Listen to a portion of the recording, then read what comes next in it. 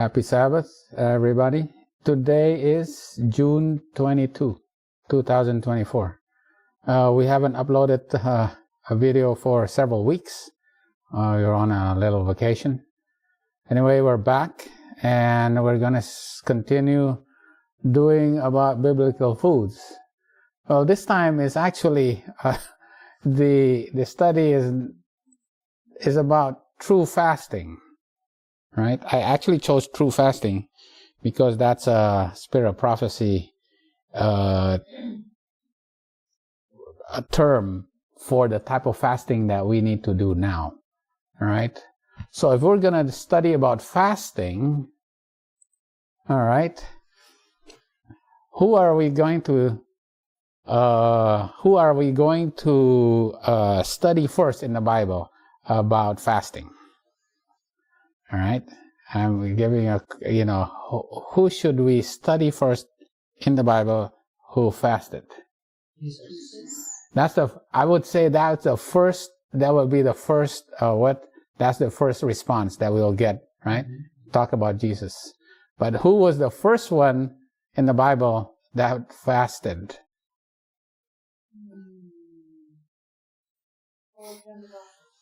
Esther. Exodus. Yeah. And he was on the mountain. Oh. And he was there with the Lord. How many? 40 days and 40 nights. He did neither eat bread nor... I didn't know this. It's right in the Bible. For 40 days and 40 nights, he did not either drink water or did he eat any food. And he wrote upon the tables the words of the covenant, the 10 commandments, right? That's a thing. That's amazing. Yeah. I think the Spirit of God is in us. That's what kept me.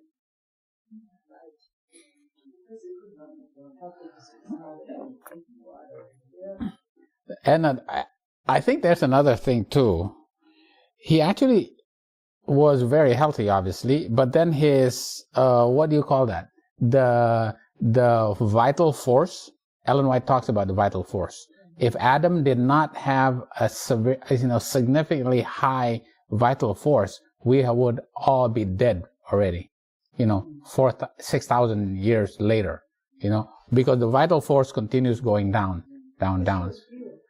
Yeah. But his vital force was so high that even all the radiation or all the poisons that would not kill him right away, but we only need a little bit of radiation, a little poison, and we're already, compared to him. And that's why probably Moses had a lot more vital force as well.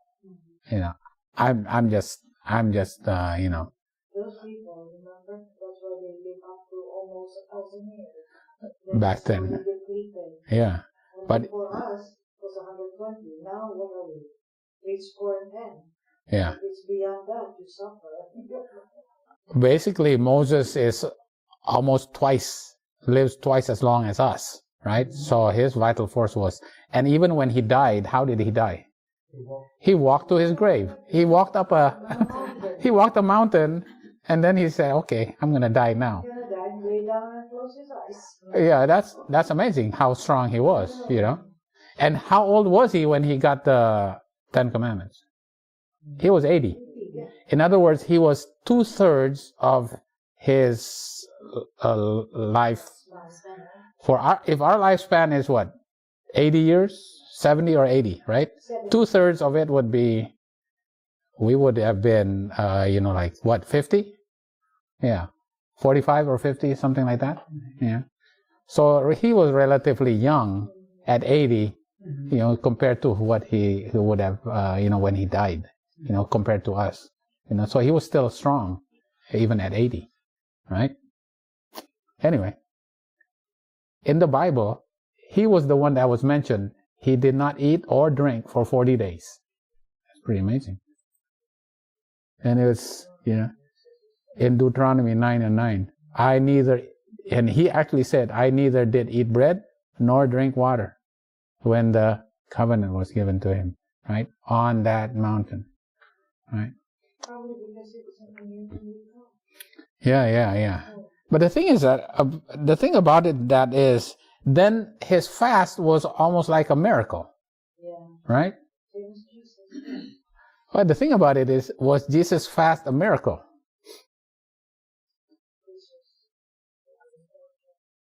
Yeah.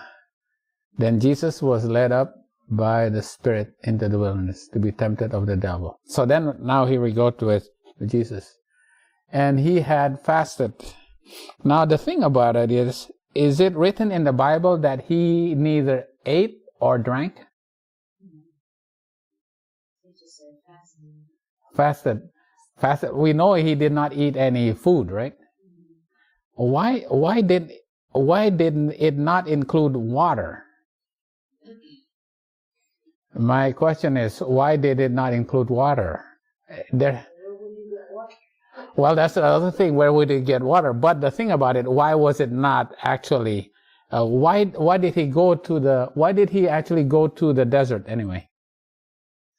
He did eat nothing. No water, not in the desert. It's dry, isn't it? Yeah, it's actually in the beyond Jordan, right? He went beyond Jordan. He was out in the. It's in the wilderness, right? He was in the wilderness, right? The reason why he actually went there was so that he could become weak, and Satan could tempt him in his weakened state. And when he was tempted, in what way was he tempted first? Food. Was it in water? No, it was not in water. It was bread. Right? So I was just thinking, water was not a part of like what you fall through. You're not going to fall because of water. You're going to fall because of food. Right? So the point of it was not that he did not drink water. The point is that he did not eat food, because he had to prove that he could overcome in human flesh the temptations of appetite through food, right? You understand what I'm trying to say? We don't get tempted with liquid. Right, I know. I mean, with alcohol and stuff like that, potentially, but not with water. But with food, yes. Right? And that's what it makes sense that it doesn't have to say that he did not drink water for 40 days. Now, do you have a Spirit of Prophecy quote that said he did not drink water either?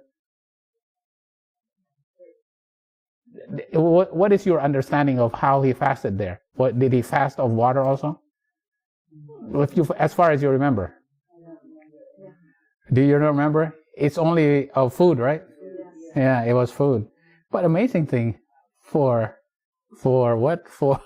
Moses, it was water, and it was specifically said water and what? Yeah. And I think the reason why it's in the Bible, it doesn't say about water, because the reason why he went there was so that he can fast of food, which is the source of temptation of Satan, right? Okay. Now, who else fasted? Okay, so I think somebody said it already. Esther, right? Right. And it's Esther, when he said, "Oh, you have to go and meet the king," right? He said, "Oh, I better go fast." And she had to fast with her maidens for 3 days and 3 nights, right? Because and then she said, "If I perish, I perish." Okay. Right. This is also eat and drink for 3 days. 3 days and 3 nights. Now, there's another one that is famous for fasting. Who fasted?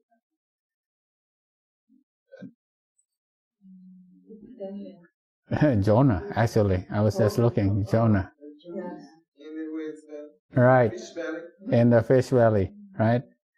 Let them not feed nor drink water. He He did not eat or drink while he was in the fish belly. All right. Mm-hmm. Yeah. In a way, Esther is a type of Jesus, right? Jonah is also a type of Jesus, right? Okay. And let's see. Who else fasted? Oh, here, Paul. And Saul arose from the earth, and when his eyes were opened, he saw no man. And they led him by the hand and brought him into Damascus. And he was 3 days. Paul, who was Saul, he also did not eat or drink for 3 days. Right? Okay, and another one is Daniel. Now, this fast is a little different fast, right? And it's Daniel 10, right? Daniel 10, verse 1 to 3. It's at the time of Belteshazzar. And he fasted. In those days, I, Daniel, was mourning 3 full weeks. It was 3 full weeks, but what kind of fast was it?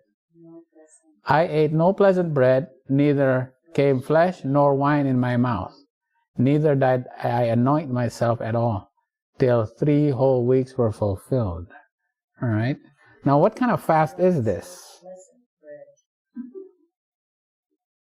This is Ellen White actually says, what kind of, after reading Ellen White's quote, I understood where Ellen White got this idea. This is fasting of simple foods, right? Because basically, specifically, he says, no pleasant bread, no wine, no flesh. In other words, it's simple foods. And this is a type of fasting as well. And it's also important because he actually did this. Why? But the time appointed was long, and he understood the thing and had understanding of the vision, right? He already had the understanding of the, what vision? Of the 2300 days vision. That's the Mare vision. But now, in Daniel 10, he was going to be given another vision. And that in Daniel 10 and Daniel 11. And that's also, it's called the Mara vision. So he had to be prepared to receive the Mara vision. And because of that, he had to fast, right? And this fast is 3 weeks long, and it is of eating simple foods, right?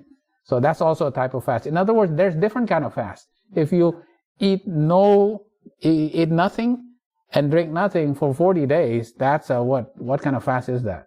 That's a starvation fast, right? Yeah. Yeah, it is. Just that. Right, this is starvation fast. If this is another type of fast. So in other words, there's different types of fast, right? Right. Okay. Oh, let's see. I got this from, most of it I got from, Consult of Diet and Foods. But Consult of Diet and Food is actually a compilation. So I have the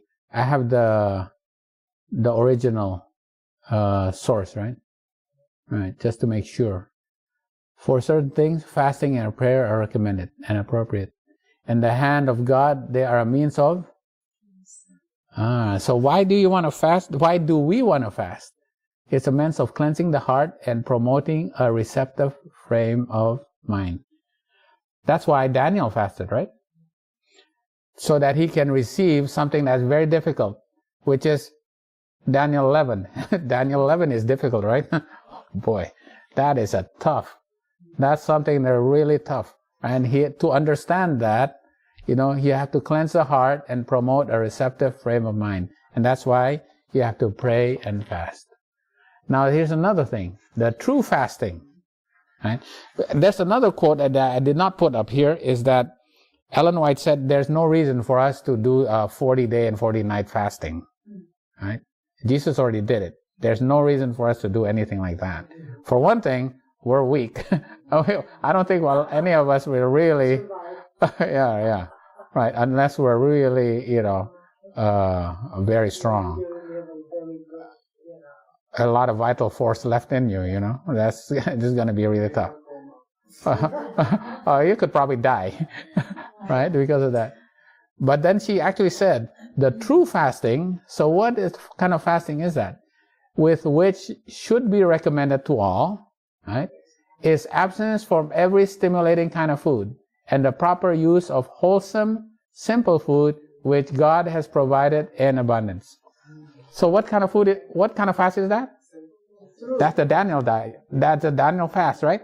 Of Daniel 10, right? This is what she's referring to. No pleasant bread, no wine, no meat.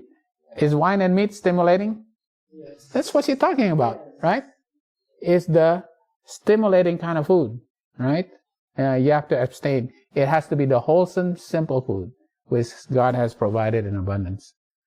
Men need to think less about what they shall eat and drink of temporal food and much more in regard to the food from heaven, which will give tone and vitality to the whole religious experience. You want to receive the religious experience of, the gospel, you need to prepare your mind. And that's what, Ochaki was telling, your mind has to be clear first with true fasting. And it's not starvation diet, it's this. This is the true fast, all right? Now and onward till the close of time, the people of God should be more earnest, more wide awake, not trusting in their own vision, but in the wisdom of their leader. They should set aside days for fasting and prayer. Entire abstinence from food may not be required. Right? This is what she's talking about, right? It's not the Moses type of fast. And they should eat sparingly of the most simple food. Oh, even then, even sparingly. So even of the simple. So you still have to, control yourself. Right. But in the Bible, those that fast, remember, the prophet would come and you sing. So what do? They put sackcloth on their heads. Right. And then they fast. Right. Because they want to be forgiven of their sins. Mm-hmm. That's the most usual, I remember. Yeah, there's so many. Sins, right? Yeah, there's so many. When I just go to the Bible and look for fast or fasting, there's so many of them. David did a lot of fasting. Mm-hmm. So many fastings. The kid, Bathsheba. Yeah, absolutely. Yeah. So many examples of fasting. Yeah. And it was also, let me go back here. David, Ahab, the man of Jabesh Gilead after the death of Saul, Ezra, Nehemiah, Isaiah, Zechariah. I have the references, but anyway, I just had to look multiple times in the Bible.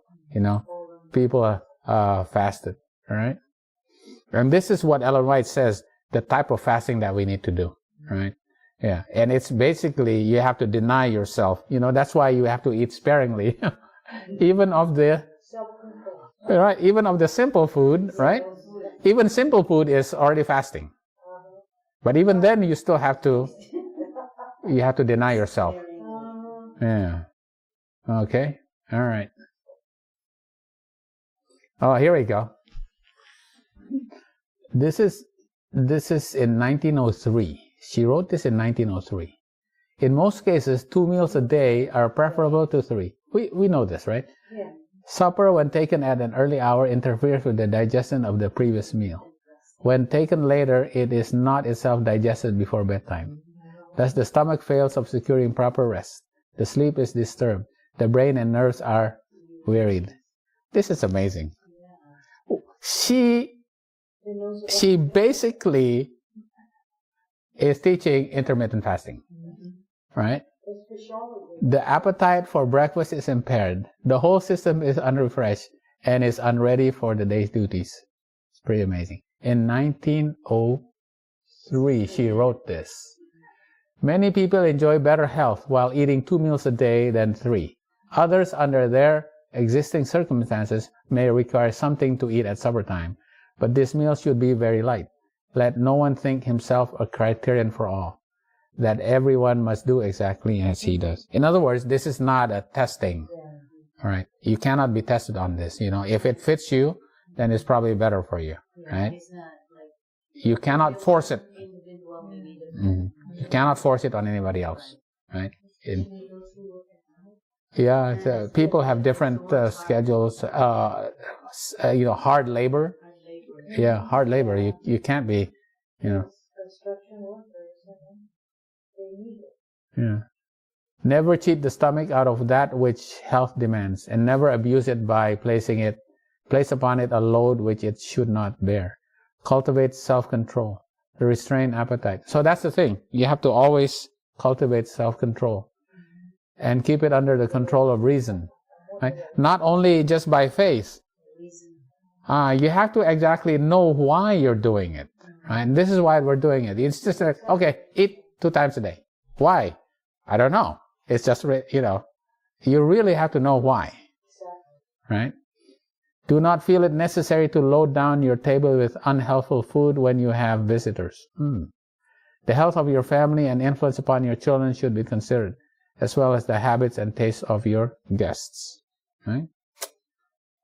Okay. All right.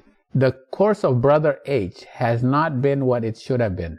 His likes and dislikes are very strong, and he has not kept his own feelings under the control of reason. Brother H, your health is greatly injured by overeating and eating at improper times. This causes a determination of blood to the brain. Determination means, I think there's less blood going to your brain, right? Yeah. 70 weeks are determined unto the 2300 days. 70 weeks is cut off, right? That's what determination actually means, right? The mind becomes confused, and you have not the proper control of yourself. You appear like a man whose mind is unbalanced.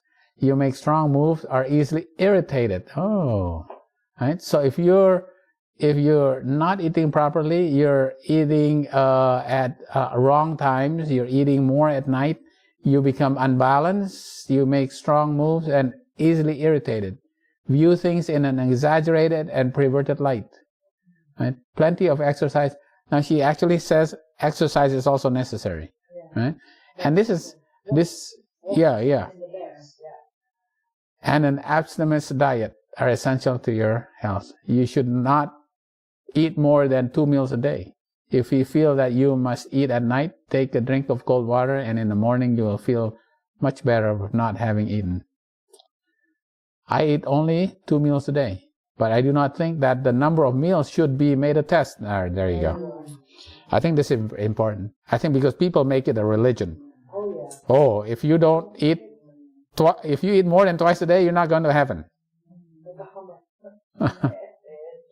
Yeah. If there are those who are better in health when eating 3 meals, it is their privilege to have 3. I choose 2 meals. For how long? 35 years. So 1903 minus 35. 1867? Anyway, in the 1860s, she was already practicing intermittent fasting. And just now, it's becoming a big fact. A lot of people are doing intermittent fasting, and they're seeing the benefits of intermittent fasting. If you go on the internet and just type in intermittent fastings, so much, even in the medical literature, you go to PubMed, so much about intermittent fasting. This is amazing how much it has become.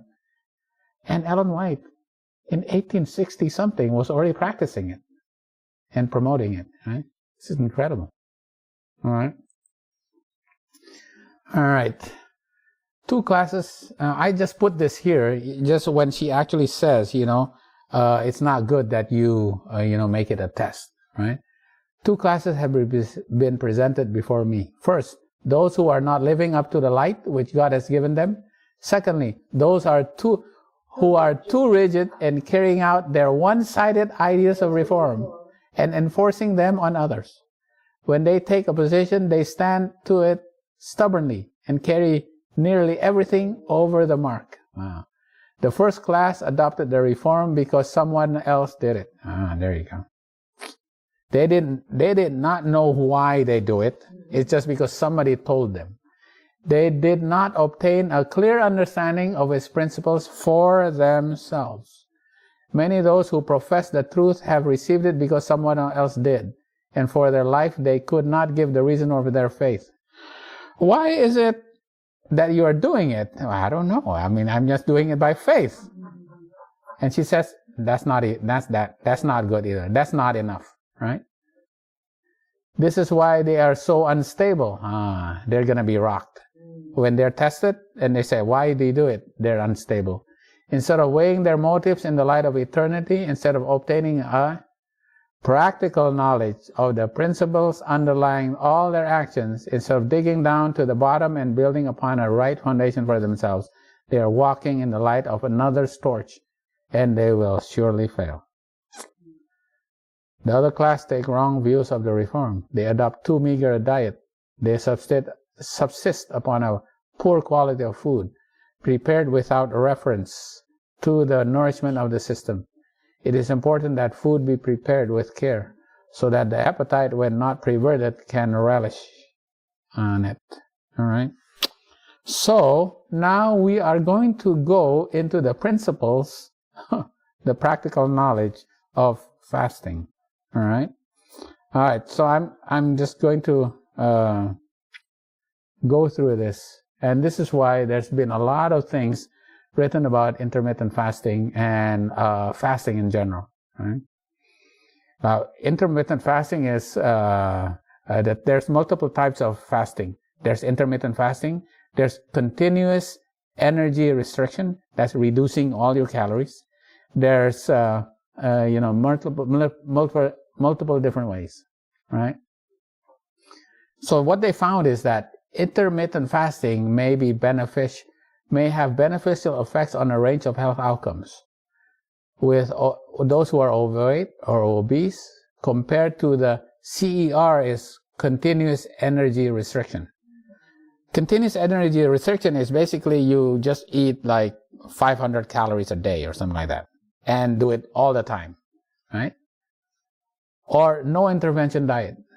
Intermittent fasting may decrease WC is actually weight circumference, your fat mass, your LDL cholesterol, triglycerides, total cholesterol, insulin, systolic blood pressure, HDL, and FFM is free fat mass.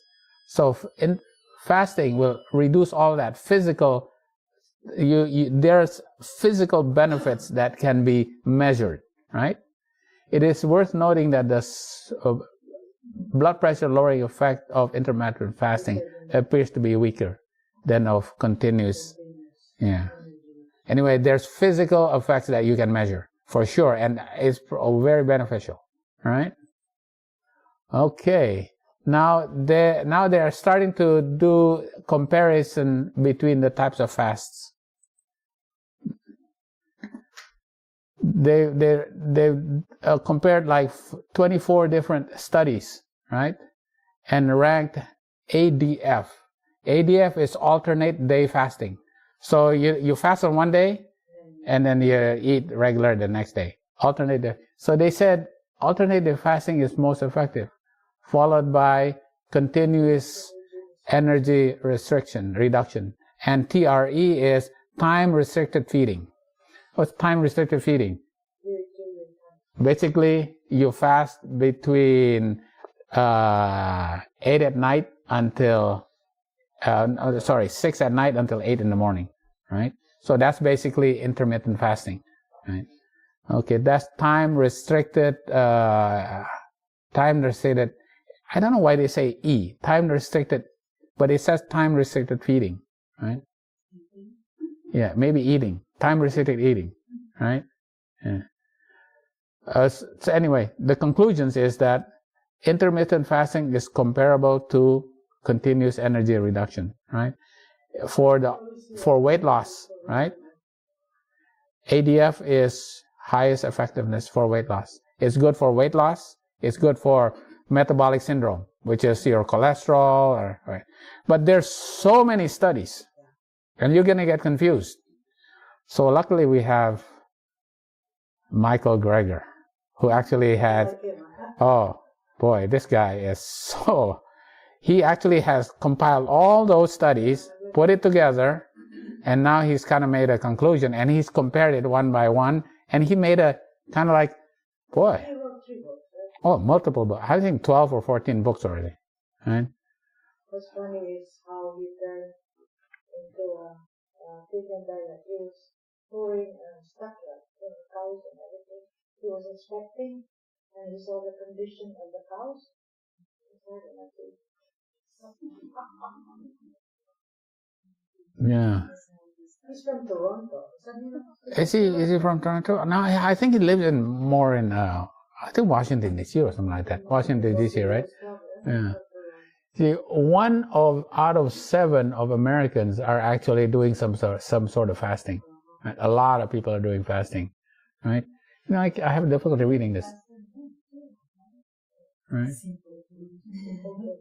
They would do like 2 meals a day. Yes, we do 1 meal a day for like 10 years now.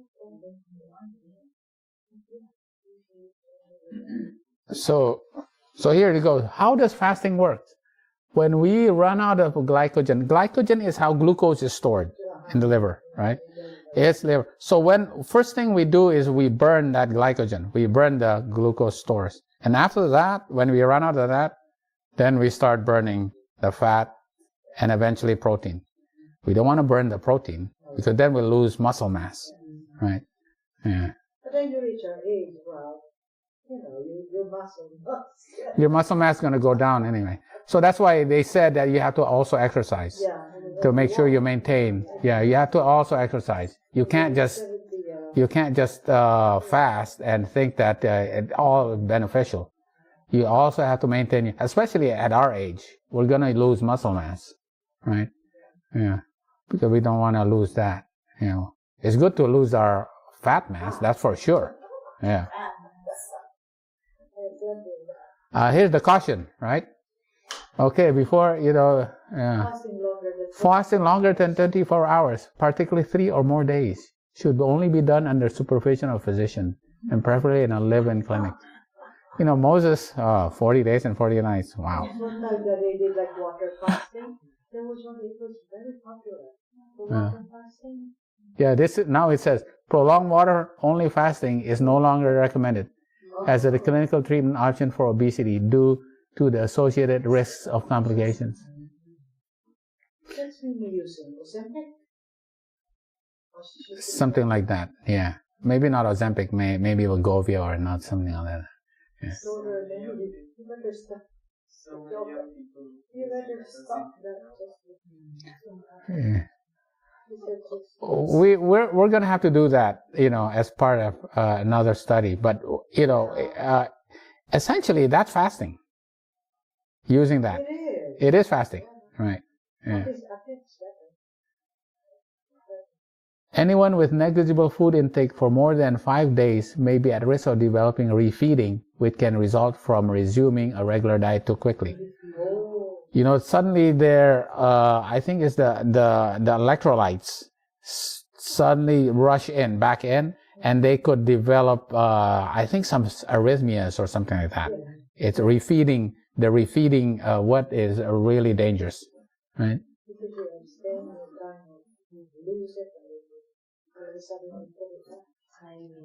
Nutrients such as thiamine and phosphorus are used to metabolize food.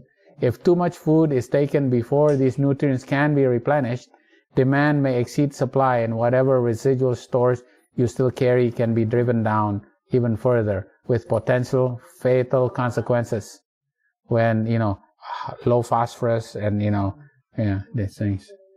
Now, there's a reason why you should never fast. Here you go. Yeah, porphyria is a disorder of buildup of porphyrins. It's in your skin and your nervous tissue, and it is very rare. It's something I actually never seen myself. But for people with porphyria, you should never fast. All right, advanced liver or kidney failure, right? Uncontrolled hyperthyroidism, pregnant and breastfeeding women, if you have an active infection or already underweight. Yeah. So these are obviously being a physician, you have to know what is safe and what is not safe. All right. Okay.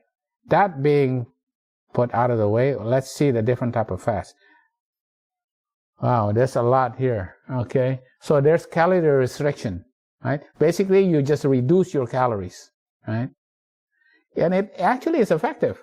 You improve your blood pressure, cholesterol, mood, libido, sleep, right?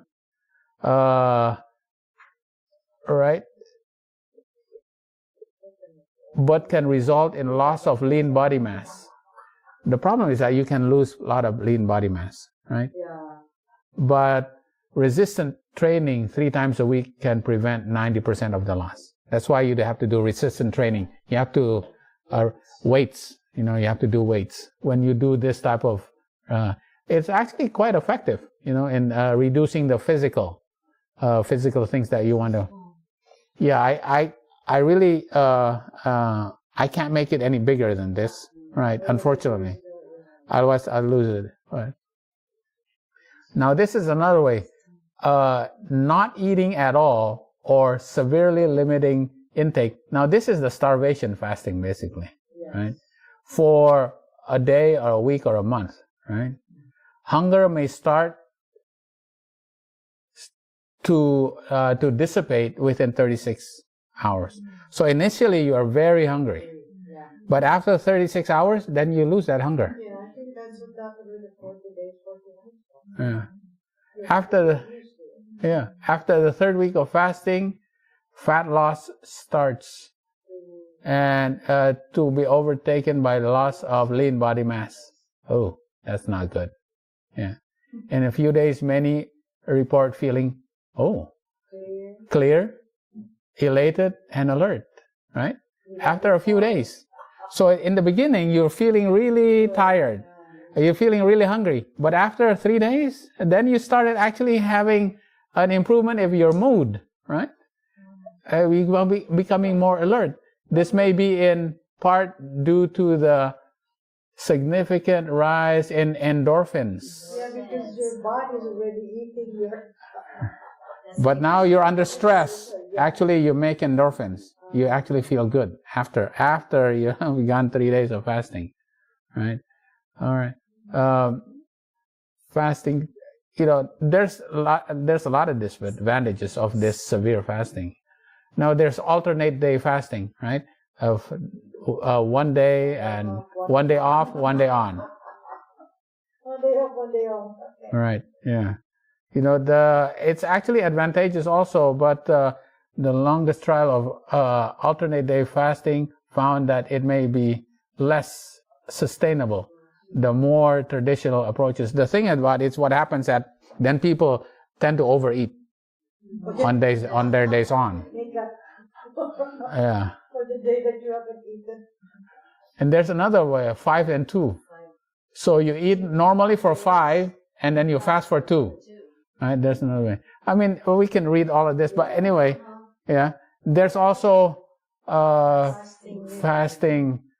5 days a month you fast. Yeah, just for 5 days. You reduce your, eat a very simple diet for 5 days in a month. And that still works also, right? You lose 6 pounds in 3 months. Okay, better than nothing. Yeah, or better than But continue gain, right? But this is the one that's what? Time-restricted feeding or time-restricted eating. You fast for more than 12 hours, but less than 24 hours, right? And this is basically the intermittent fasting that Ellen White was talking about. Yeah, you only eat twice a day, and you don't eat at night, right?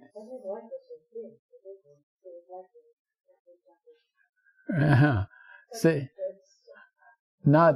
this is the time-restricted feeding, yeah. Time-restricted feeding. That's another type. Okay. All right. So, the thing about fasting is, when you stop it, most people regain the weight. Not me. the thing about it is, They like 6 to 7 pounds. no, the thing about it is, right? They go back to their standard American diet. Yeah. That's why they do not, They become sad. but they lose all the effects because they go back to their standard American diet, right? So what, Greg is saying, when you intermittent fast, what you do is then you transition to a whole food plant-based diet, right? In other words, you fast and then you go to a simple diet, right? Now, isn't he the one that said, well, he's plant-based, but he said, isn't he the one that said, plant-based is not vegan or vegetarian? Isn't he one that he said, plant-based, you can have eggs or meat or poultry. I think he's the one. No. Was he the one? No, it's definitely not him. Oh, definitely not him. He is. When you get plant-based, but you're eating the... No, not him. That's definitely not him. Yeah. So the thing about it is, for him, he says, what is the best reason for people to actually do intermittent fasting or fasting? So that they can transition, right? So they start losing all that weight and they start feeling better and all that. And then they maintain it with a whole, full, plant-based diet. That's why he says, why can't you just have both? Right? Why don't you fast and then go a whole, full, plant-based? So that's what he's actually recommending. And that's basically, what Ellen White says, why you have to have a true fasting. You have to continually always eat a simple diet. It's unstimulating food, right? Yeah. Okay. All right. So, what are the beneficial effects of restricted feeding? Right? Yeah. Because it actually aligns yourself to a circadian clock. Do you know that there's a circadian clock that is not just for sleeping, but for your metabolism also, right? Because there's a circadian clock for your metabolism, and your metabolism is the highest one in the morning, right? And then it starts waning.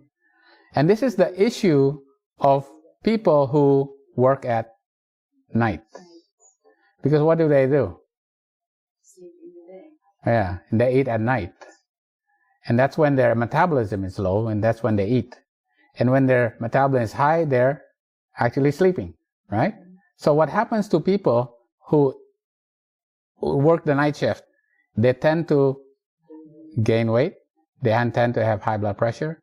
Then they actually have hypertension and more heart diseases because they are actually fighting against their own circadian rhythm of their metabolism, right? So that's basically it, right? Circadian rhythm plays an essential role in physiological processes. There's a hormones that is in a circadian rhythm throughout the whole day, and it balances between catabolic, which is breaks down the food, which is your metabolism goes up, and an anabolic, when you're resting, and then that's it has to balance all of that, right? So modern habits, especially food habits such as skipping breakfast or having late night eating, are involved in circadian clock disorders that have major impacts on metabolic health. Circadian disruptions lead to increase in complications such as obesity, coronary disease, or insulin diabetes, right? Let me take that picture. Just send my son. Yes. I'm all the time. Stop doing it. I'm not listening to it. And Ralph, if you're used to, the way we eat, you really don't get hungry that much. People are hungry, And there's a hormonal reason. You're very adjusting. Yeah. This is pretty amazing. This is your circadian rhythm of your metabolism here. Okay, the first one is melatonin. Melatonin is where is this one right here? Melatonin is in the nighttime, right? Right, is controlled by the light, right? It's the light. So melatonin is at night. It starts to build up and it goes, and then it starts to go down here, right? This is it. Melatonin is the sleeping hormone, right? It oscillates, that starts approximately at 10 p.m. and peaks at 3 a.m. and decreases at 10 a.m., right? And then at the beginning of the day, then you have cortisol, right? Towards here, then you start to have cortisol, and it peaks. Oh, sorry, here's cortisol. Cortisol here, and it peaks. And when it starts to peak is when it's a good time for you to eat.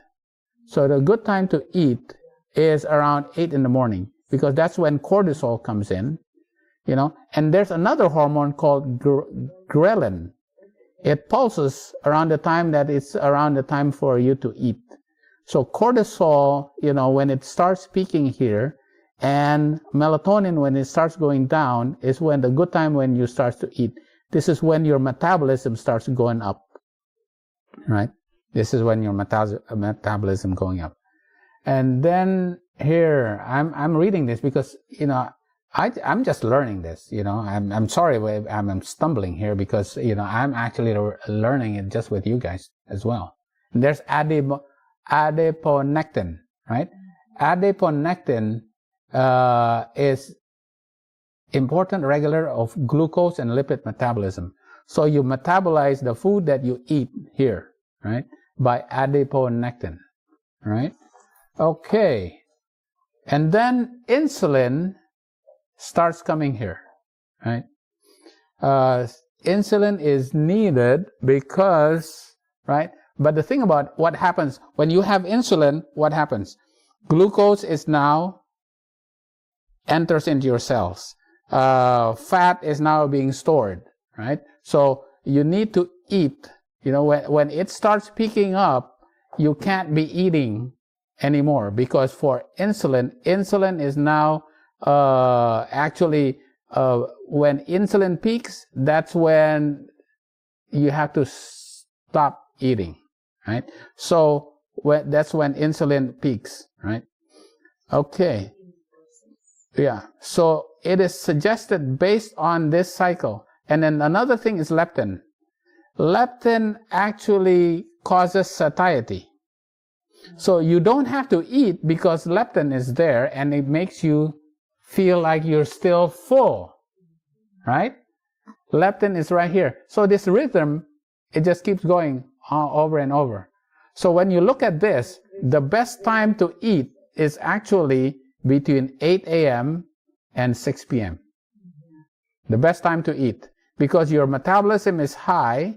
If you don't want to eat here, because this is when the body will start storing all that excess calories, and it's stored as fat, right?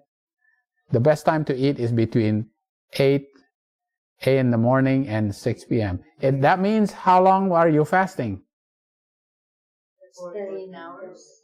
14 hours, more than 12. This is why it's called intermittent fasting. And the thing is that you keep doing this, you know, you will lose weight, your blood pressure will go down, your waist circumference will go down, everything, all the metabolic, yeah. Because now you're eating at the time when your metabolism is high. You're not eating when your metabolism is low. Right? Leptin is when satiety. Anyway, I need to study this a little bit more, you know, and maybe for next presentations, you know, it'll be a little bit more smoother. This is the first time I'm presenting this, right? Works in Lumalinda, that's famous now, earning a lot of money. Doctor used to be the cardiovascular, cardiothoracic. Oh, Bailey. Huh? Not Bailey, he's a pediatric. So white guy. Yeah. Anyway, there is a circadian rhythm to your metabolism, right? And it's very important because this actually, so what happens is, what you need to do is you need to follow your chronobiological clock, right? Chronobiological clock. So this is you go. Your feeding habits is misaligned with your circadian clock, right? When you work the night shift, when you have social jet lag, oh, you're gonna be up all night, you know, in a party or something like that, right? Or your late night eating, and you skip breakfast. What happens? Your circadian clock is disrupted, right? And it increases your metabolic risk. Your body weight goes up, fat mass goes up, food, and you eat more. Your food consumption goes higher, and you increase your blood pressure, LDL, your HDL goes down. Your fasting insulin levels goes up, your glucose tolerance goes down. You have increased insulin resistance when your circadian clock is misaligned, right? So what you need to do is to align it, right? So intermittent fasting is your what? Time restricted eating, TRE. Daily eating between 8 a.m. and 4 p.m., right? So your circadian clock is aligned, you know, so that everything, your increased weight loss, decreased fat mass, decreased food consumption, you know, LDL, HDL is becoming better, your blood pressure goes down, your insulin goes down, your insulin sensitivity gets better, you know, when you are. This is why the intermittent fasting is proven actually. So you actually have a reason why it actually works. Yeah. So the thing is that, you know, why does this happen? Is there something more? You know, is it just the timing? Right. So they actually done studies in women, right? They found a complex pattern of subtle psychological alterations with fasting. Something psychologically is also happening. Not only just physical, right? Not just blood pressure and fat deposition and insulin sensitivity. That's all physical. But there's something psychological that happens. That's women, not men. Maybe it's easier in women. I think these are the ones that actually were having. I can't remember. Doctors before the women complain and say, "Oh, it's just in your." Yeah. It's. They don't believe women. Yeah. Right. It's in your mind. Because the expected increase in appetite. Well, that's obvious. You're gonna feel it, right? But there's also an increase in sadness, self-blaming, difficulties in decision making. This is not just because of physical. This is not just because of hunger. There's psychological reasons for this. Loss of libido is actually also because of maybe the lower blood sugar and also, right? But this sadness, self-blaming, difficulty in decision making has got to be something that has to be, right? It has to be associated with psychological effects, right? There's psychological effects in this. All right. Now, here. It's not just hunger that causes these psychological effects. These results, there's a lower positive mood, higher negative mood, and lower perceived work performance on the fast days compared to the non-fast days. All right. The effects of fasting on mood and perceived work performance were found to be result largely from consequent distraction. It's a mental thing. You're constantly distracted. Why? Because you're always like, you're so used to looking for food and putting this reflex, you know, right, hand to mouth and chewing on food. That's, you know, and you're not doing it anymore. You're distracted, right? In conclusion, this study demonstrates the impact of fasting on mood and perceived work performance in association with distraction, where poor positive mood and poor perceived work performance on fast days compared to non-fast days were associated with a higher distraction, as opposed to the act of fasting or higher hunger. This distraction is considered to occur as the result of attention required for fasting. You have to do something instead of reflexively or by habit eating.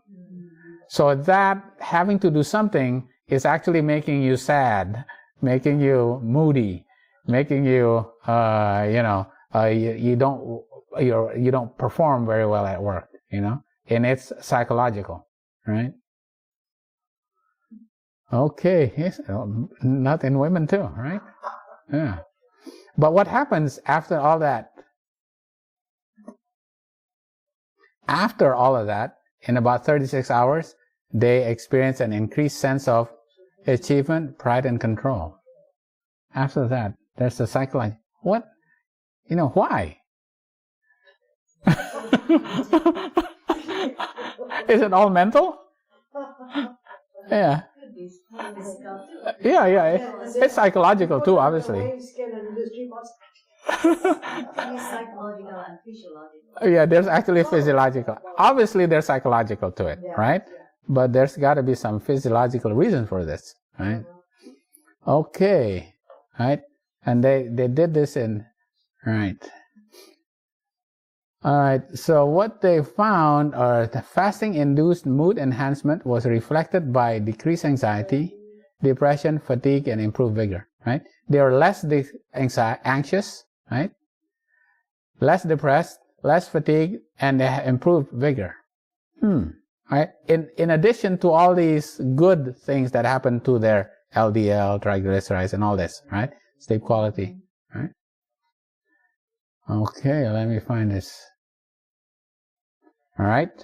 And the other thing is that they found that it was actually long-lasting, right? This was done in 1970. In the short term, they had an improved. They have less anxious. They were less depressed. They're less hypochondriac. Right?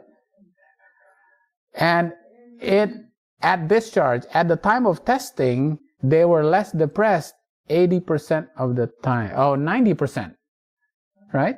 Only 10% was still depressed. Right? But 90% felt less depressed, right?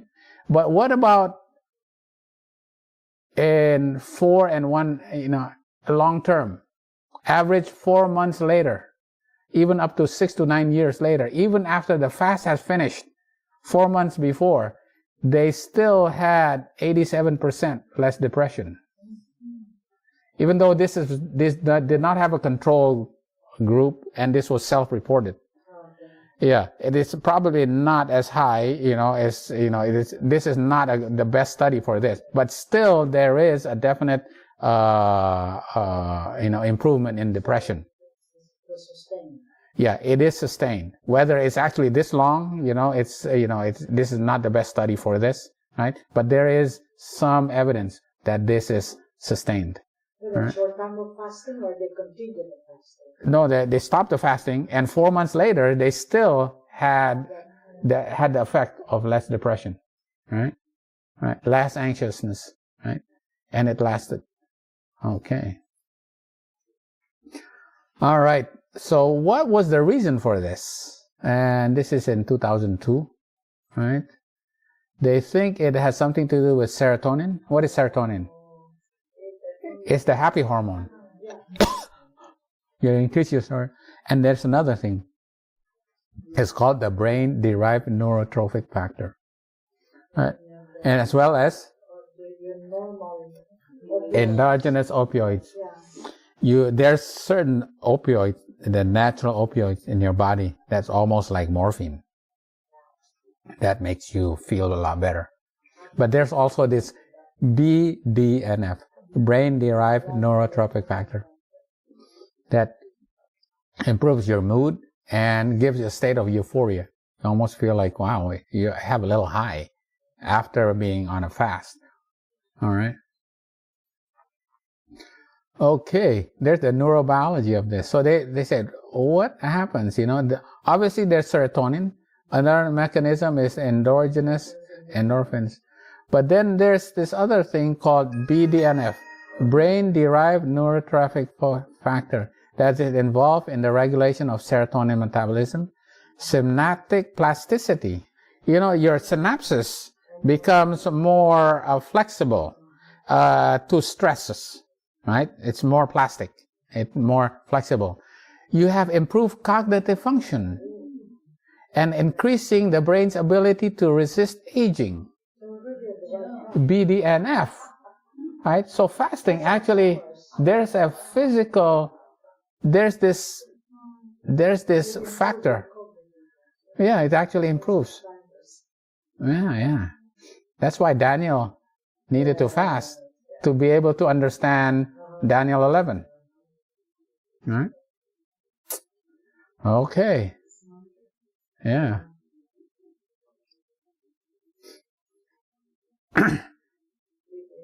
They found that increasing levels of BDNF, right, in postmortem hippocampal tissue obtained from subjects who treated with. So people who had depression, who were treated with antidepressants, have more BDNF in their brains on autopsy as compared to those who were depressed and did not take antidepressants. So that antidepressants actually helped them, right? They were less depressed, and because of that, their BDNF was actually higher. Even in autopsy, they can see it in the brain, right? Yeah, BDNF, right? What about people who commit suicide? Oh, that's not. All right, and they actually did in their brain. They checked their brains. Those who committed suicide had less BDNF than those who were the control subjects who did not die of suicide. Right? They had less BDNF. You know, it's proven here. Yeah. Yeah. So BDNF is actually a factor in causing you to be depressed, right? And intermittent fasting actually helps you improve your BDNF levels. All right. So what happens if you calorie restrict? If you do fasting, right? What happens to the BDNF levels? Right? It goes up just by fasting. BDNF level goes up, all right?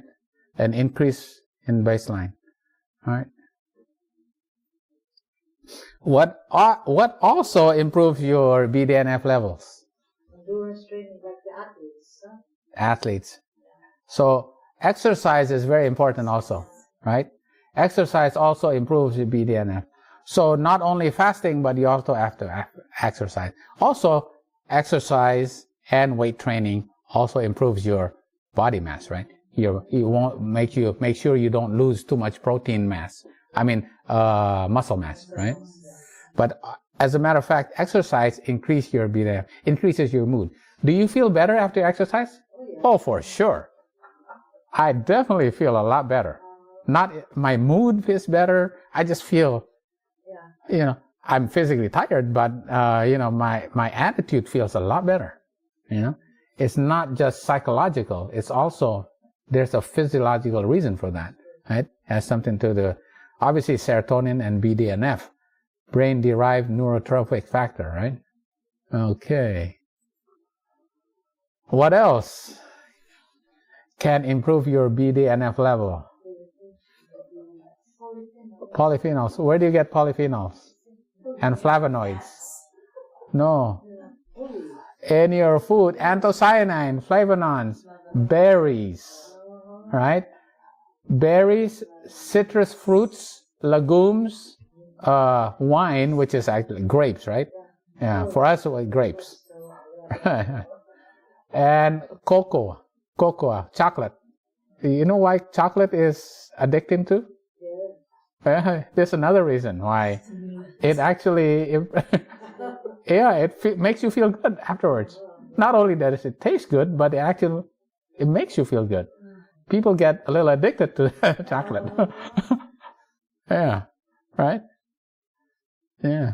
So actually, eating berries, eating foods that are high in flavonoids, right? Like berries, citrus, legumes, right? Is actually, will improve your BDNF levels. All right. Right. Females, right, that have higher. Now, they did this in a very famous Harvard nursing study. Thousands and thousands of nurses were enrolled in this, and they were followed for 10 years. And they found that those who self-reported, this is self-reported though, ate more dietary flavonoids has a significantly associated modest reduction in depression risk, right? Compared, and among older women, right? Okay, I got a few more studies here. Now they compared between low flavonoid foods with high flavonoids foods, right? For example, like apples have more flavonoids than apricots. Plums have more than peaches. Cabbage more than white cabbage. Red cabbage more than white cabbage. Kale has more than cucumbers. So they compare those, the control here. Let me go do the control. This is the control compared to the low flavonoid. There's not much of a difference.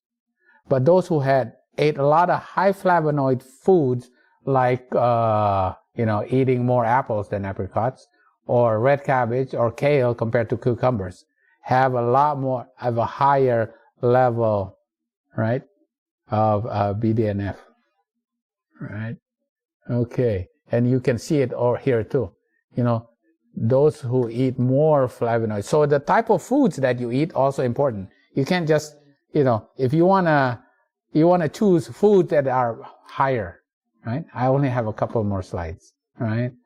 Okay, all right. So the type of foods you wanna exercise, weight training, as well as do intermittent fasting, but on the right time and the right amount of. And I didn't put up here is that the breakfast also has to be more than the first meal has to be more than the second meal rather than the other way around, right? Yeah, it's actually proven. They have done studies specifically for that. Okay, I think I have here also fruit and vegetable consumption, right? Significantly associated with a reduced risk of depression. However, the magnitude of association was dependent on the type of study. For every 100-gram increase in the consumption of fruits and vegetables, associated with a 5% reduction in the risk of depression. Mm-hmm. All right. What else? Curcumin. Right? And this with those with PMS. Right? Right. Because all of this, because of the inflammatory process. Right. The total PMS severity when you eat curcumin just goes down. Right? And right. And is this BMS? I've looked at this. Oh, they did BDNF level. Yeah. BDNF level is curcumin. That's turmeric, right? Yeah. Right here, there's more. Now we got turmeric is good, right? Obviously. Yeah. We have more studies now showing why it's good. All right. Okay. What should we avoid that reduces BDNF? Restriction of meat, fish, and poultry in omnivores improves mood. Right? So you restrict flesh foods. Right? Omnivorous diets are high in arachidonic acid. Right? Omnivorous diet, those who eat basically everything, right? It's high in arachidonic acid compared to vegetarian diets. Research shows that high intakes of arachidonic acid promotes changes in the brain that can disturb mood. Omnivores who eat fish regularly increase the intake of EPA and DHA. What is omega-3s, right? If you eat fish, you get more omega-3. But what happens, And this omega-3s will actually counter arachidonic acid, which is bad, right? So maybe is fish good? In a recent cross-sectional study, omnivores reported significantly worse mood than vegetarians, despite higher intakes of EPA and DHA. Why? Well, it's the mercury and the PCBs and the saturated fat. All of that actually will actually, even though you get benefit from the omega-3, it actually is counteracted by all the poisons that's in the fish, right? Restricting meat, fish, and poultry improves some domains of short-term mood state in modern omnivores. Right? Let's see, I got a couple more here. Right. The circulating brain-derived BDNF concentration is down-regulated by interlibit. This is BDNF level if you just give just saline or just heparin. But if you infuse lipids, if you infuse fat, your BDNF level goes down. Right? And this is when you eat a high-fat diet. One high-fat meal reduces your BDNF level. Just one high-fat meal. One high-fat meal. Right? Reduces your BDNF level. Right? Okay. That's let's read some quotes here. I love this. I had to add these quotes. So, Ellen White already endorsed a intermittent fasting, and we know the reasons for why intermittent fasting is good, because it kind of like puts your circadian clock in the right rhythm, right? And then also increases your serotonin levels. It increases your BDNF level, your endorphins. It improves your mood. It clears your mind. And flesh foods actually does the reverse, right? When the use of flesh food is discontinued, there's often a sense of weakness. Oh my goodness, I feel weak, right? In the beginning, right? A lack of vigor. Many urge this as an evidence that flesh food is essential. But it's because foods of this class are stimulating. Here you go. Stimulating food. That's why Daniel abstained from meat, right? He has to eat the simple food for him to understand prophecy, because they fever the blood and excite the nerves that they are so misused. Some will find it difficult to leave off flesh eating as it is for the drunkard to give up his drawn, but they will be the better for the change. It's more ministry of healing. Right? The weakness you experience without the use of meat is one of the strongest arguments I could present to you as the reason why you should discontinue its use. Those who eat meat feel stimulated after eating this food, and they suppose they are made stronger. After one discontinues the use of meat, they may for a time feel a weakness. But when his system is cleansed from the effect of this diet, he no longer feels the weakness. He will cease to wish for that which he has pleaded for as essential to his strength. Right? All right. One more. And again, I have been shown that God is bringing his people back to his original design. That is, not to subsist upon the flesh of dead animals. He would have us teach people a better way. If meat is discarded, if the taste is not educated in that direction, if a liking for fruits and grains is encouraged, it will soon be as God in the beginning designed it should be.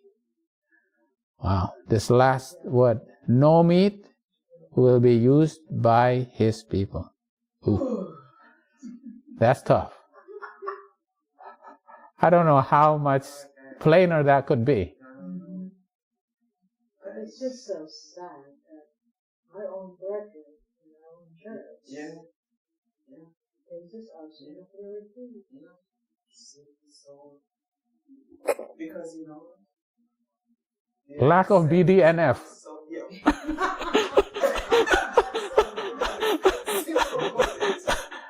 Right? Their mind is clouded.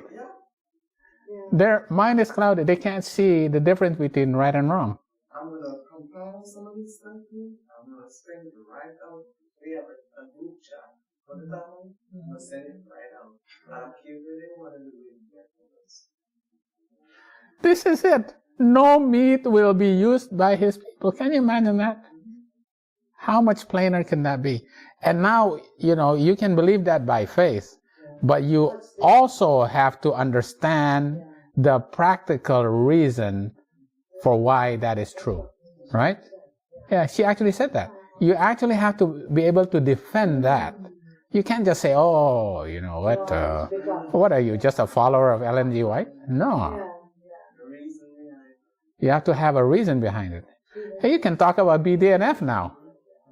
Blow some people out of their high pedestal, right? Dr. Gundry. Ah, I know. It's not Adventist, it's promoting her, Yeah, there's, Adventists are not promoting. and you know what? And that is a more sure word of prophecy. Okay.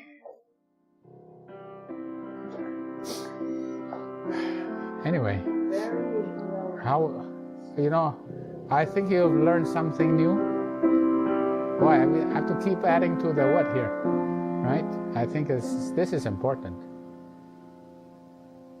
But if you want to present it to the church, No, I can't put all that. And this is for internal, internal